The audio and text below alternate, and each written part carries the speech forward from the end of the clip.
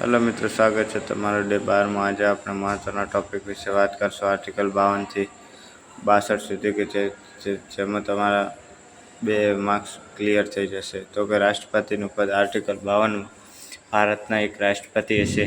રાષ્ટ્રપતિ ભારત રાજ્યના બંધારણીય વડા છે। કાર્યપાલક સત્તા આર્ટિકલ 53, તો કે કેન્દ્રની તમામ કાર્યપાલક સત્તા રાષ્ટ્રપતિના હિતમાં નિહિત છે। રાષ્ટ્રપતિ વડાપ્રધાન અને મંત્રીમંડળની સલાહ મુજબ કાર્ય કરે છે। મિત્રો યાદ રાખવા પૂછી શકે છે, રાષ્ટ્રપતિની ચૂંટણી કોણ કરે છે? તો કે ચૂંટણીમાં મંડળમાં સમાવેશ થનાર કોણ હોય છે અને સમાવેશ ન થનાર કોણ હોય છે તેની આપણે વાત કરીએ તો કે લોકસભાના ચૂંટાયેલા સભ્યો હોય છે પણ નિયુક્ત સભ્યો નહીં। રાજ્યસભાના ચૂંટાયેલા સભ્યો હોય છે પણ રાજ્યસભાના નિયુક્ત સભ્યો નહીં। વિધાનસભાના ચૂંટાયેલા સભ્યો હોય છે।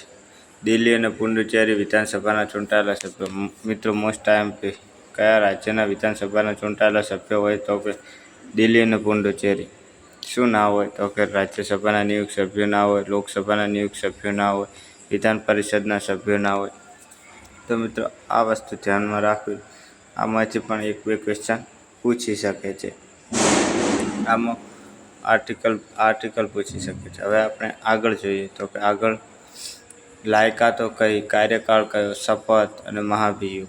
તો કે લાયકાતો, તો કે રાષ્ટ્રપતિ બનવા માટે વ્યક્તિ ભારતનો નાગરિક હોવો જોઈએ, 35 વર્ષ પૂર્ણ કરેલા હોવા જોઈએ, લોકસભાના સભ્ય બનવા લાયક હોઈએ અને કોઈ લાભના પદ પર ના હોવા જોઈએ। મિત્રો અત્યારે ભારતના રાષ્ટ્રપતિ કોણ છે? દ્રૌપદી મુર્મુ, જેમનો હમણાં જ જન્મદિવસ હતો।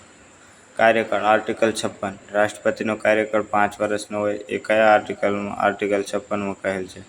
રાષ્ટ્રપતિ ફરીથી ચૂંટી શકાય છે, આ પણ પૂછી શકે છે।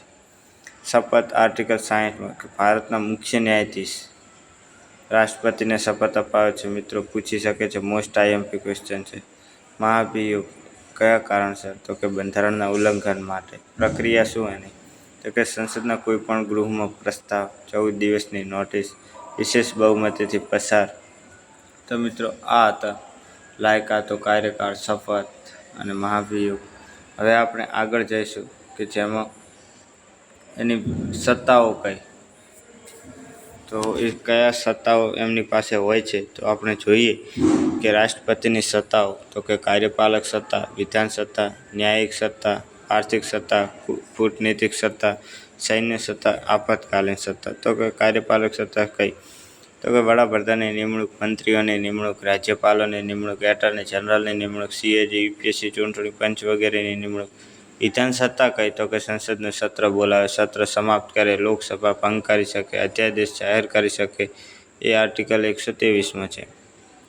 હવે આર્ટિકલ 72માં ન્યાયિક સત્તા વિશે જણાવેલ છે। પાર્ડન એટલે કે સંપૂર્ણ માફી, રિપ્રીવ, રિસ્પાઇટ, રિમિશન, કોમ્યુટ।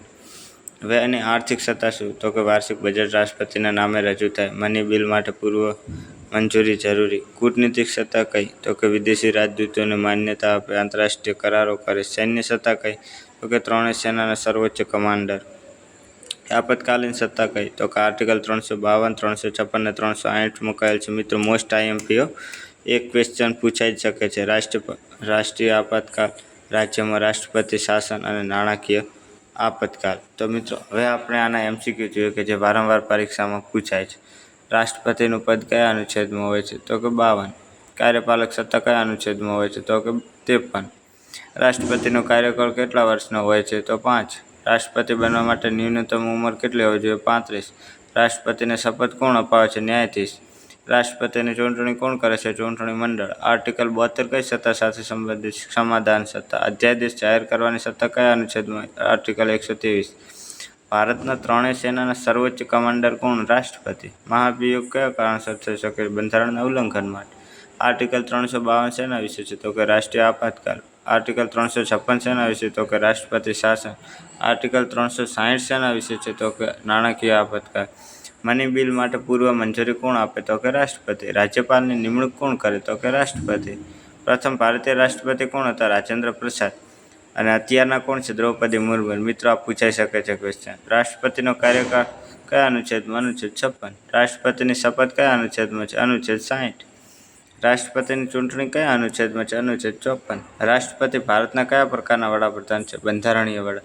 તો મિત્રો આ એના મોસ્ટ આઈએમપી ક્વેશ્ચન હતા. આપણે અનુચ્છેદ 52 થી 62ની બધી ચર્ચા કરી, તેમાં મોસ્ટ આઈએમપી ક્વેશ્ચનની પણ ચર્ચા કરી. એટલે મિત્રો ધ્યાનથી આના સ્ક્રીનશોટ લઈ લેજો અને શોર્ટ નોટ બનાવી લેજો.